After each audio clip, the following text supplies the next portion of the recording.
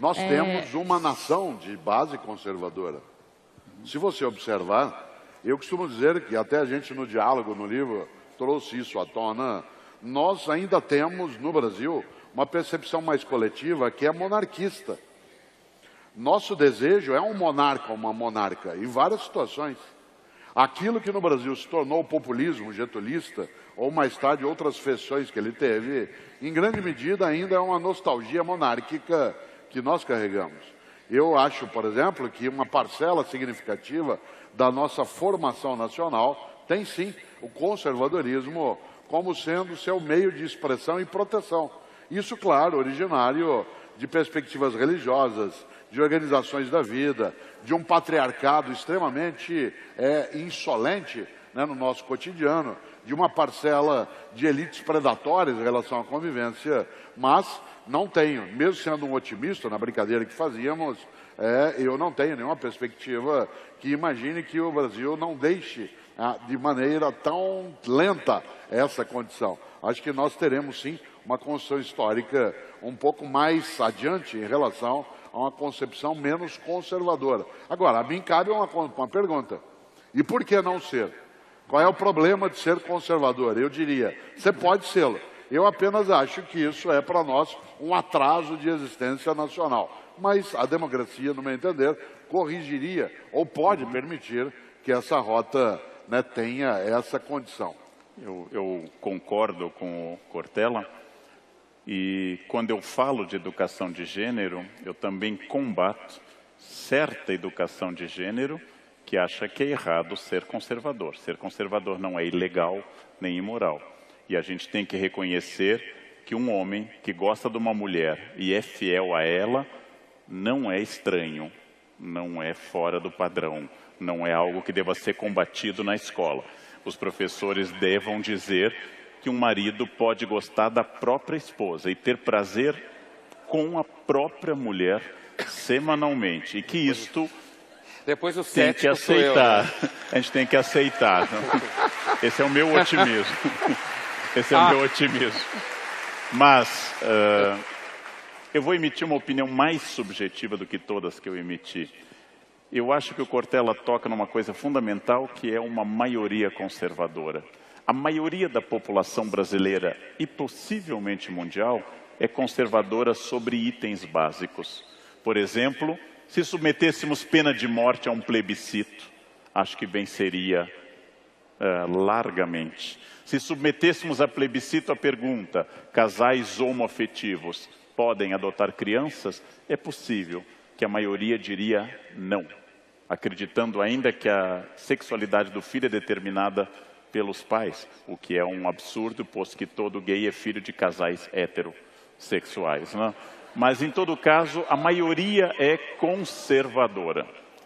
Mas nós tínhamos uma tradição no Brasil, uma minoria identificada com a esquerda, de grandes poetas, Carlos Drummond de Andrade, militante do Partido Comunista, Oswald de Andrade, militante do Partido Comunista, e outros, que davam voz a uma esquerda intelectualizada, minoritária, mas de grande alcance cultural no Brasil.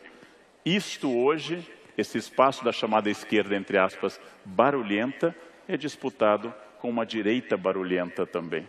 A novidade talvez seja que hoje tem dois lados gritando, e não apenas um lado elaborando. E de alguma forma, o Brasil redescobriu em 2013 a Guerra Fria, que o mundo encerrou em 89 com a queda do Muro de Berlim. Nós acabamos de descobrir que existe um choque entre capitalismo e comunismo. Como é uma ideia nova, que nós não tínhamos captado em 45 na Conferência de Potsdam, captamos agora. É uma questão. Nessa velocidade, a pólvora, o fogo e outras serão descobertas recentes também. Por favor, acho que o Pondé quer. Eu queria falar um pouco sobre essa questão, porque eu acho ela bastante importante. Primeiro, porque a oposição entre direita e esquerda, conservador e liberal, é um dos temas cujo significado das palavras é normalmente tratado no debate público da forma mais vagabunda possível que existe.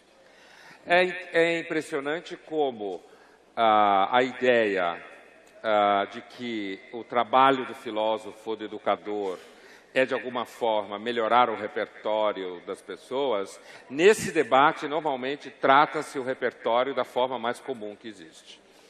E eu costumava sempre dizer para os amigos que quando você chama alguém de conservador ou alguém de direita no Brasil, é porque você não quer convidá-lo para jantar nunca mais na casa dele. Por isso que você faz uma coisa dessa. E eu diria o seguinte, primeiro, eu, por questões as mais variadas, tenho tido um razoável contato com países do leste europeu. E inclusive, conhecimento com jovens de 25, 30 anos, um pouco mais do leste europeu. E se você lança essa discussão no leste europeu, com essas categorias de esquerda, direita, conservador e liberal, eles vão ficar bem confusos com a discussão.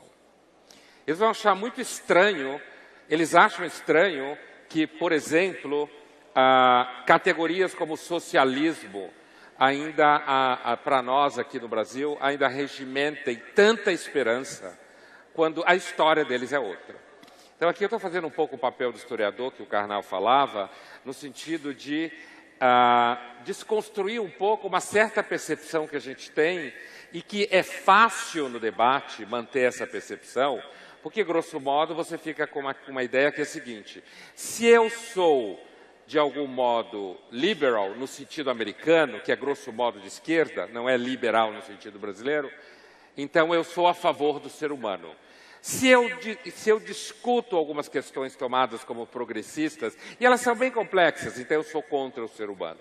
Na realidade, o que eu acho é que nessas categorias de liberal e conservador, houve um certo sequestro, inclusive pela incompetência e a inexistência de intelectuais capazes de levar o debate de forma profissional, houve um certo sequestro da ideia de que você pode pensar sobre o ser humano sem necessariamente fazer dele lindo e maravilhoso, e nem por isso se identificar, por exemplo, com Marx ou Foucault como propostas políticas.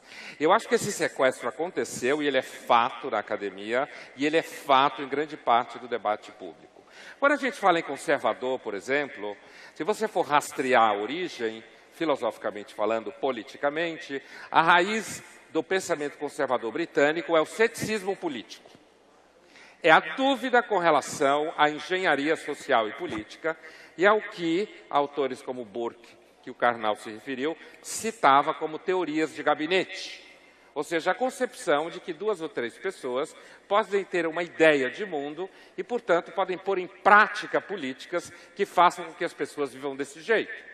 Então, quando você fala em conservador num ambiente como esse, técnico, filosófico, você fala, por exemplo, em filósofos como Michael Oakeshott. O Oakeshott tem um livro muito interessante em que ele considera a posição conservadora como ceticismo político e a chamada posição progressista como fé política. E aí ele fala quais são os 2 problemas das 2 posições. Eu acho que esse tipo de vocabulário e esse tipo de tratamento falta no debate filosófico na universidade brasileira e também falta no debate público e vai continuar faltando durante muito tempo. O Oakeshott diz que um problema da posição conservadora, cética em política, é que ela tende à inércia. Por quê? Porque ela duvida tanto da capacidade humana de mudar as coisas, que ela acaba levando a sociedade a um estágio de parada absoluta e total, se você leva ao que fala o Oakeshott, a posição cética, a nêmesis total. Já a posição de fé, que é identificada com a posição dita progressista, quando você leva ela ao paroxismo, você na realidade produz uma espécie de vaidade filosófica e política muito típica daquelas pessoas e daqueles políticos que acham que uma cidade inteira deve caber na concepção que ele tem de mundo.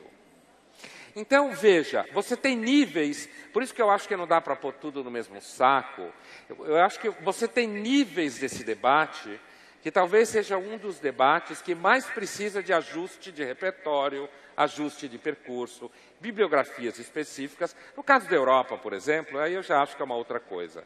A Europa vive, Europa Ocidental, não o leste europeu, hein, que é bem diferente.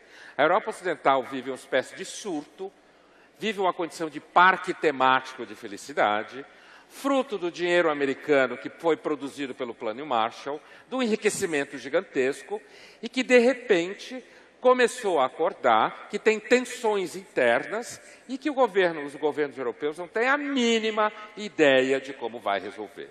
Quem disser que sabe como vai resolver as tensões internas na Europa está mentindo ou é mal informado, porque os governos europeus não sabem como resolver.